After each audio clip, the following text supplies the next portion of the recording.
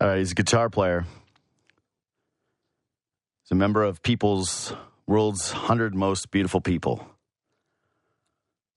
He's an analyst for TNT. He's a Hockey Hall of Famer.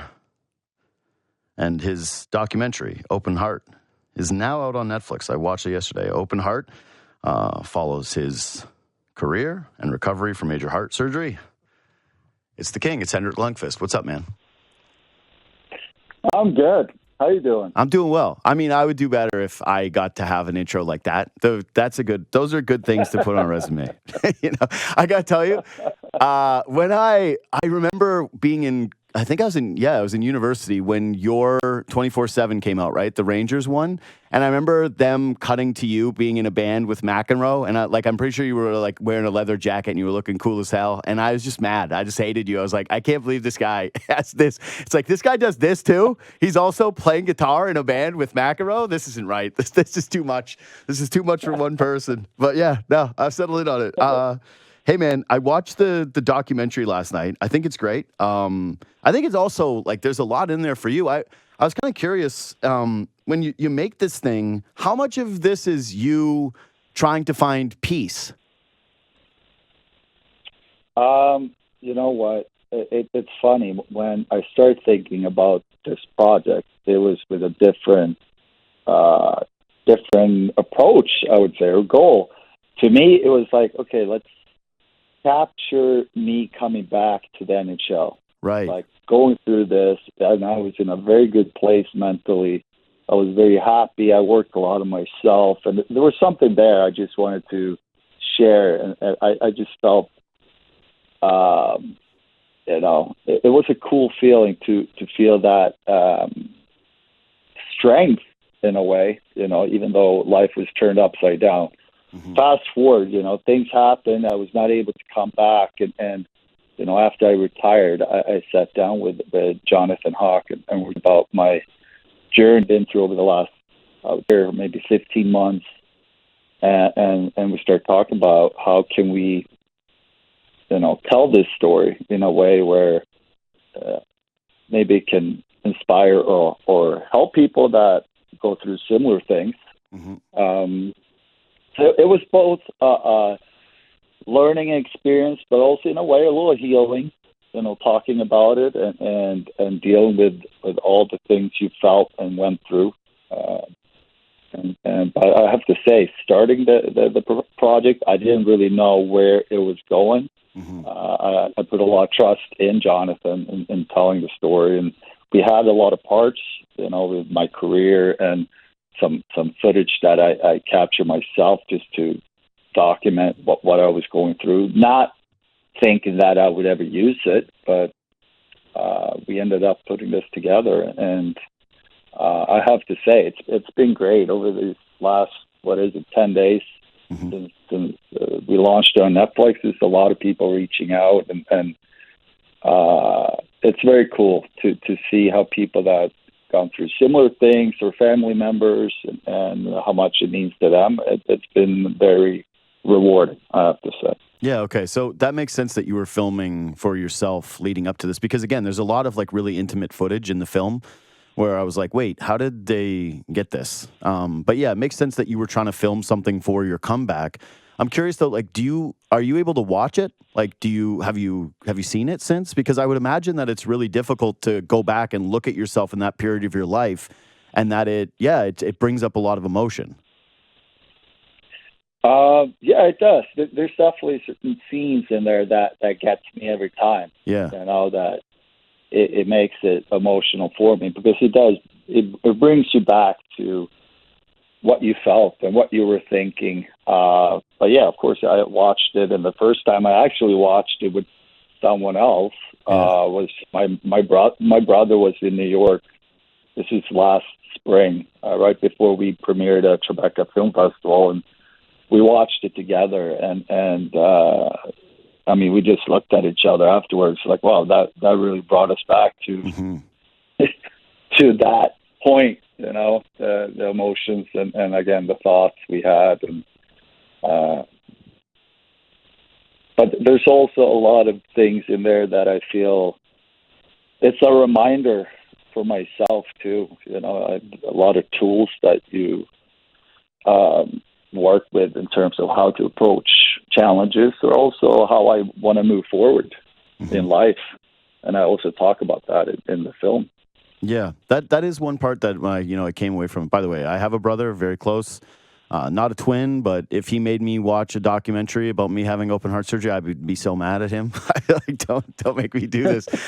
Please don't make me sit here and watch this. And yeah, there is a part like in it specifically where it's like your mom speaking and she's talking about her career and she knows what you're going through with the surgery. I was like, that would break me having to watch this kind of stuff, especially when it's like you. But when you finish this, and you do watch it back, like I was curious because you're such a competitor, man, and this comes through in the doc, like your teammates talking about you, the stories about you, the way that you kind of carry yourself, the fact that you were still trying to fight back. Like after you've got all these, they're putting in extra plates in your chest so that you can absorb more contact because you so desperately want to get back out on the ice and finish your career on your terms.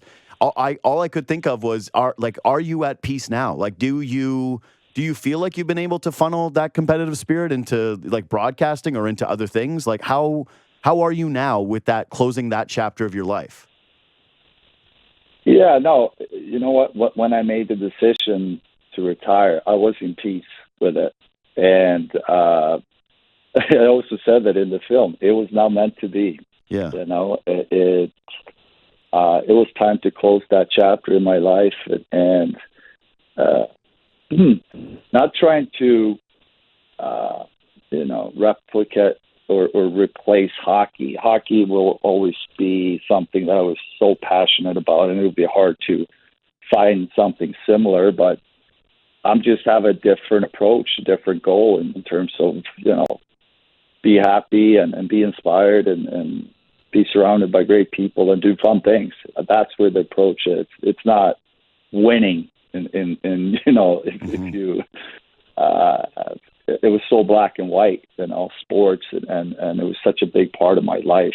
I loved it. I still love it. Like, I think back, do I miss the game? Of course you have days when, especially this time of the year, playoffs, the Rangers start tonight, conference final, when you go watch the games, of course you wish sometimes you would still be out there, but to answer your question, I was in peace the day I decided to retire and move on. And I think to me, it comes down to gratitude and just appreciate everything you got to experience in terms of friendships and exciting moments and opportunities, playing for my country and back home, but also obviously in New York for 15 years. I'm so grateful for all those opportunities. And instead of wishing for more, it was more like, wow, thank you for everything I got to experience. And then it was pretty easy to just be in peace with moving on. Yeah, I think that your friend giving you the advice about winning over New York and then seeing, your retirement ceremony and the way that those people reacted is like, it was nice to see that end up coming full circle. And it was easy, or I thought it was like a really interesting way of someone putting it and a good way for someone to put it. Okay. So again, playoffs do start tonight. It is good to hear that you're doing well. And again, the documentary is called Open Heart. It's on Netflix right now. I recommend that you go out and watch it. I certainly really enjoyed it. Before I give you a playoff question, though, I do want to ask you this. Is Leafs just named Craig Berube as their head coach? You had 4 head coaches in your career. And I know it's different being a goaltender because some coaches are like, we just don't leave that guy alone as much as possible. And this is basically the way that we coach him. But what do you think are the best attributes in a head coach from your experience? To me, is a guy that can unite and inspire the group. I think there's so much knowledge out there. Players knows how to play the game. To me, it's about having a leader that unites the group and inspire, because you do play. It's a grind, the every day, all the games, practices. But if you come to the rink and you feel that passion, you touched on it. I was a goalie, so a lot of head coaches left me alone. But at the same time, I was feeding off of the energy from the coaches all the time. I love coaches that brought it every day with that passion and holding guys accountable too is something that was important to me to have a good coach is holding everyone accountable, but bringing that passion and energy every day I love that. Coaches that have that fire. So that's the buzzword right now in Toronto is accountability, accountability, accountability. Like what you just said there. So what does holding someone accountable mean to you as a player? Well, everybody's different personality, different style of play, but in the end, it comes down to what's best for the team. And you need to buy into that. It doesn't matter who you are, but you still need to allow players to be them and their personalities. And again, they have different styles of play, but it's so important that it's team first. You need to buy into that, or there needs to be consequences. And I think in a winning culture, you just create that accountability that you don't really need a coach to tell you that, but there will definitely be times throughout every year where the coach needs to press on that. And I think that's the biggest thing, the biggest difference in being winning culture, maybe let's say rebuild. Mm-hmm. In a rebuild, the accountability is not as high because it's more about growth and not so much about winning.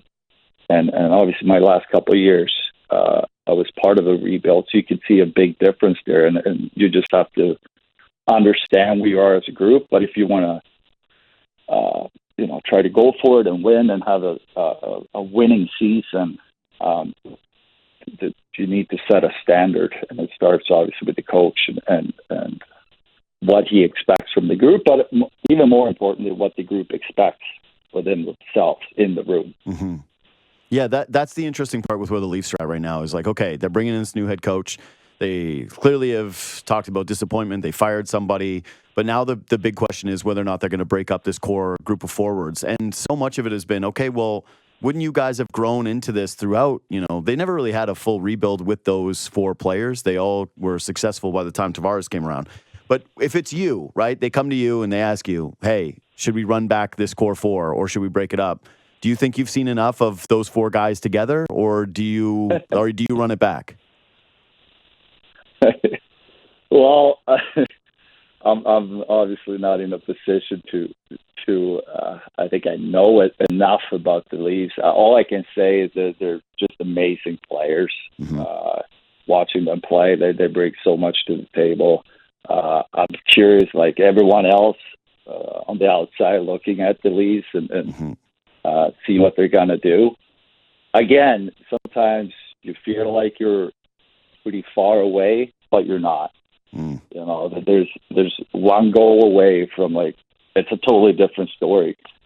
So I think that's the key. Obviously, every summer when if you don't get the results, that how you analyze it and not overreacting to certain things is very critical.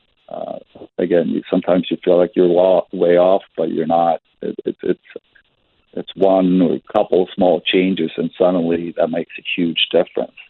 That sounded like I couldn't really tell you. Yeah. Luckily, I'm not the GM or I don't need to make those decisions. That sounds like you're kind of on team run it back, though. That sounded kind of like you're like, hey, bounce here, bounce there, a little bit of more. It's like, don't get too overreactionary. That sounds more like, yeah, stay the course. Well, again, the question is how many chances are you going to give it? But it's an incredible core of players. Yeah. That's a start, right? The question is it the right approach moving forward? So I don't know. I don't have a good answer for you on that one. I just know that they're enjoyable to watch. I don't think anybody has a good answer, to be honest. I think it's really hard for everybody. Okay, so tonight, Panthers, Rangers. This goalie matchup, I think, is actually a little underrated. And here's why. If Bobrovsky wins a cup, and I know he can't do that in this round, but he's got 2 Vezinas, and I kind of feel as though he's a little overlooked because when he left Columbus, it was, okay, well, they never really won. They had the one, meaningful one against Tampa Bay. So it was always like they kind of came up short. Then when he goes to Florida, it's, oh, well, that contract is so huge. How can he live up to this contract? And now he's been trending in the right direction, kind of started the playoffs a little slow and now starting to really turn his game up. And I wonder what you think a win for him would do for his legacy and like where it kind of puts him amongst the greatest ones, which that you can answer because you are one of them. Well, I just have to. I'm so impressed with what he's done over the last 2 years. To your point, like he was so good, and then he, when he left Columbus to Florida, maybe a little bumpy first year in Florida. Like going back year and a half, he's been elite. He's back to where he was, and he's a game changer, and he's just playing at an extremely high level. So, and on top of that, he's fun to watch. He's very creative in the way he makes saves and he competes. Just what you're looking for in any great goaltender, obviously. But what would it mean? Obviously, playing at that high level now for many, many years, he deserves a lot of respect. Mm-hmm. Who do you think has the advantage in net in the series? Ooh. I mean, Igor's been so good. They both have, and I talked about this on air last week. I really look forward to the series, but especially the matchup in net. Yeah, both guys have been able to come up with big saves at the right time and be the difference so far.